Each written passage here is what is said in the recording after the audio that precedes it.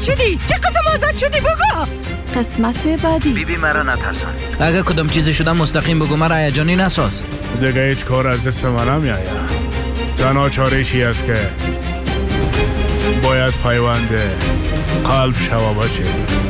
اگه واقعا میخوایی بفهمی که پدرت ارنیکو که کشته پیلوت با آدرسی که روان میکنم بیا.